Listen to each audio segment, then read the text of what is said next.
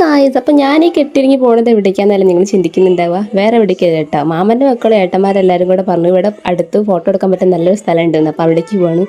അപ്പം ഞങ്ങളെല്ലാവരും കൂടെ 2 വണ്ടിയിലായിട്ടാണ് പോയത്. അപ്പോൾ ഞാൻ, എൻ്റെ അമ്മയുടെ ചേച്ചീൻ്റെ മോന്, പിന്നെ എൻ്റെ മാമൻ്റെ 2 മക്കളും, പിന്നെ ഏട്ടൻ്റെ ഭാര്യ ഉണ്ടായിരുന്നു കേട്ടോ. അങ്ങനെ ഞങ്ങൾ കയറി ചെന്നപ്പോഴാണെങ്കിൽ അങ്ങനെ പലതരം സ്വപ്നങ്ങളായിട്ടാണ് ഞാൻ കയറി ചെന്നത്. എൻ്റെ മുഖത്ത് സന്തോഷം കണ്ടാൽ തന്നെ എനിക്ക് മനസ്സിലാകും. കയറി ചെന്ന് നോക്കിയപ്പോഴാണെങ്കിൽ അവിടെയാണെങ്കിൽ വല്ല മാന്ത ഉണക്കാണ്, അതുപോലത്തെ വെയിലായിരുന്നു കേട്ടോ. എൻ്റെ തലയിലൊക്കെ വെയിലടിച്ച് ഞാനാണെങ്കിൽ അടുപ്പിലിട്ട് ചുട്ട പോലെ ആയിട്ടുണ്ട്.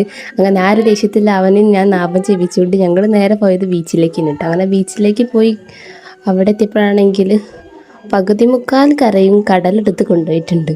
പിന്നെ ഉള്ളതാണെങ്കിൽ ആകെ കുറച്ച് ഭാഗം മാത്രമാണ്. പിന്നെ അതൊന്നും സാരമില്ല, ഏതായാലും കെട്ടിയൊരുങ്ങിയില്ലേ. അതുകൊണ്ട് ഞാൻ അവനെ കുറച്ച് പ്രശംസിച്ചിട്ടോ. വേറെ ആരല്ല, ഈ ക്യാമറ പിടിച്ചു തരുന്ന ആളാണ് കേട്ടോ ഇതൊക്കെ ഉണ്ടാക്കാനുള്ള ആകെയുള്ള ഒരു വ്യക്തി എന്ന് വെച്ചാൽ.